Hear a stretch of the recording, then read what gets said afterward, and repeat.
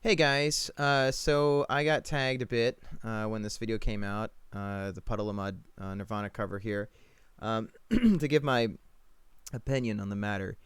So I know most people were tagging me to, I guess, jump on this guy and kind of hear me get, I guess, mean about the performance. It's not really my style, especially when I'm a vocal coach, or at least especially when I'm teaching, because a lot of singing is very psychological. Forgive me, I had a big meal just now, so got a little of mucus in the throat. Anyways, that being said, let's go into this video. Let's go over what I think's happening here. I have skipped through this before, so it's not me being like, "Oh wow, I'm gonna overreact to everything" and all that stuff. This is me gonna trying to use this as a maybe a framework so we can learn a bit about vocal damage, just to see how it affects the voice. And I did a little bit of researching when I first saw it, and it seems to be what this is. But let's take a look. Let me kind of go over what I'm seeing here. So from the top, I'm gonna kind of skip ahead actually.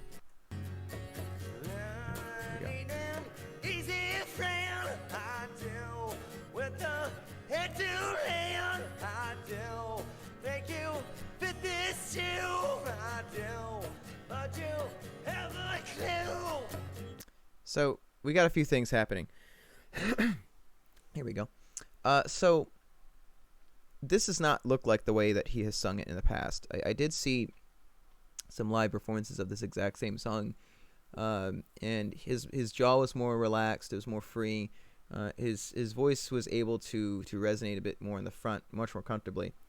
So while I'm not a fan of either Puddle of Mud or Nirvana myself, I will say that he's shown he's able to sing this song.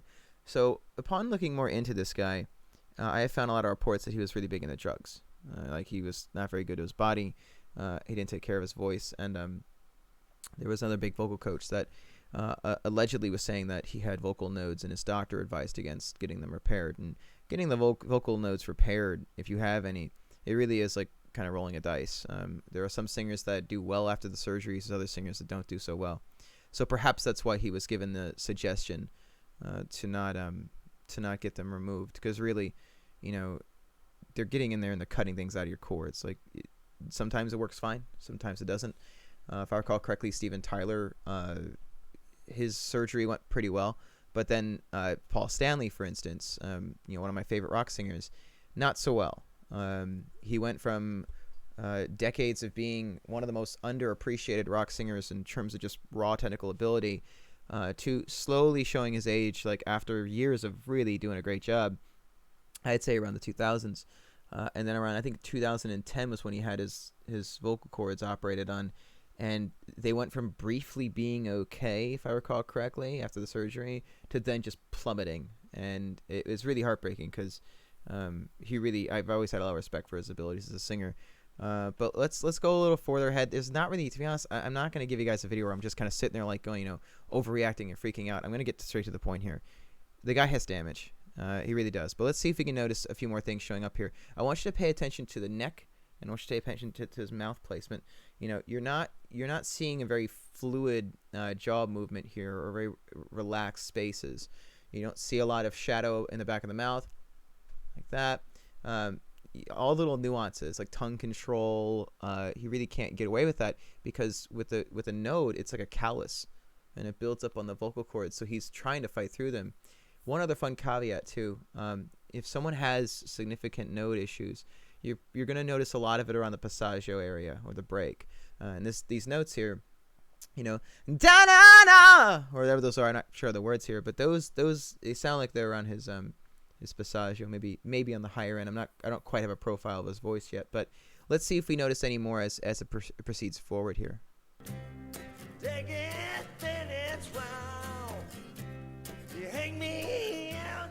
Yeah, right there, like he's fighting up there.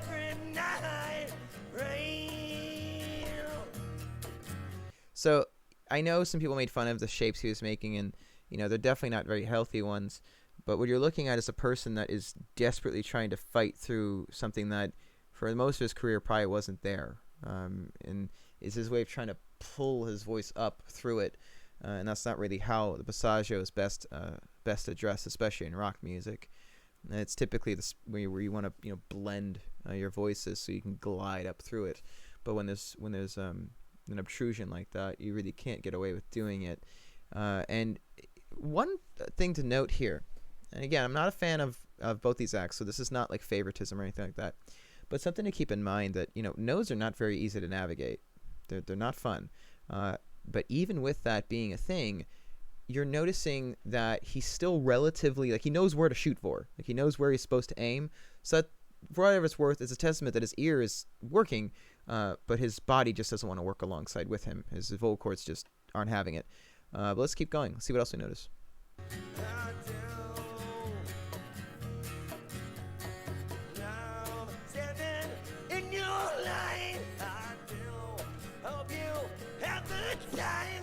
Like, look at all the energy up here, all the tension, like you're just seeing a lot of that going on. And that does also indicate of a few other problems. I'd like to make a video at some point looking at a better performance of his, again, because there's not much of a point in being mean and trashing on a singer, especially when everyone's giving him a hard time. One of my big policies when it comes to these kind of bandwagons, and even though it is justified, yeah, this isn't a great performance, a lot of times people get very nasty when it's not necessary. And a lot of times, to be honest, there'll be a performance where there's two different singers and one of them's having like an okay night, or like not the best night, but it's not a bad night per se. And then another singer who doesn't, in my opinion, like an objectively worse job will get praised as a hero, while another one who is really not doing that bad just gets trashed. And so I've tried to make it a policy where there's not much value you can get out of being this negative and being nasty and malicious about this kind of stuff. Even though I'm sure I have some strong opinions about certain things about voice, but this isn't constructive, especially if you're coming to this channel or watching these videos, depending on how you're seeing this, to get advice or insight in singing. And so the voice, when it's damaged, there's not really many ways to fix it on the spot. Like repairing your voice and healing your voice, they're long-term things.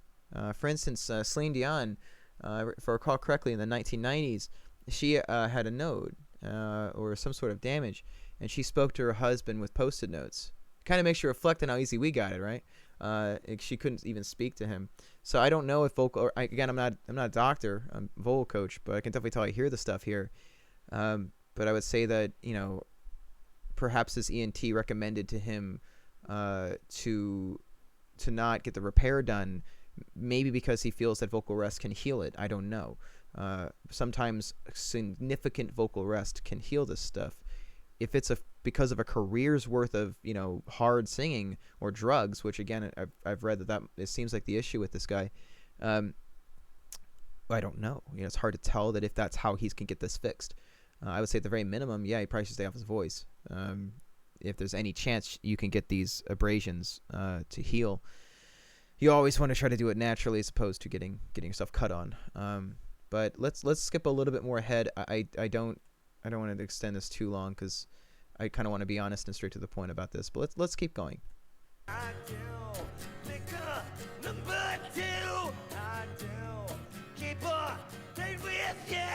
Look at that energy up there. Like typically with a good singer, you don't see a lot of tension or build up here, especially when it comes to breathing. Like as kind of a breathing 101 thing here. If you see this happen, like a high breath, that vocalist is probably gonna get tired if you see a lot of those.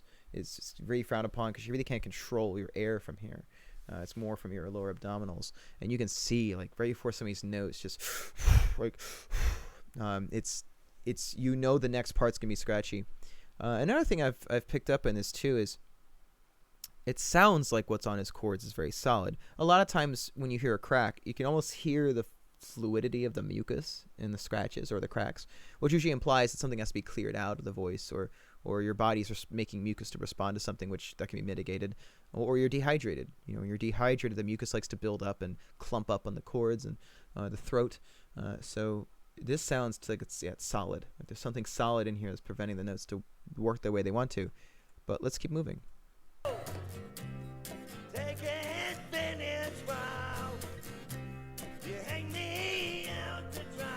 So you notice, especially some of these not super high notes, you'll see his mouth placement gets a bit more relaxed, which is I think what he's used to doing. Like if you go a little bit early in the video, just take a look at some of the notes before. Actually, let's just do it right now.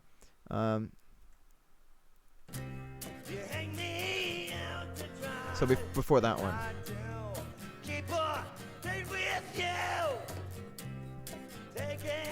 It's very brief. It's very brief. You'll see the jaw release and get a bit more relaxed. That, I think, is what he's trying to get to. But he realizes with these obstructions in his vocal cords, he has to kind of fight through them, which is unfortunate because this is live. I mean, okay, there's one positive here. We definitely know it's live because this definitely is not edited. And this is, not me being, oh, like he did a bad job. It's, well, at least there's that. He ain't lip syncing it. I've heard reports he lip syncs live. If he's got significant vocal nodes or nodules, it makes sense. It totally makes sense why you'd have to. But I'm not. Yeah, I think that kind of gets the point across. Like if you get to the end of this here.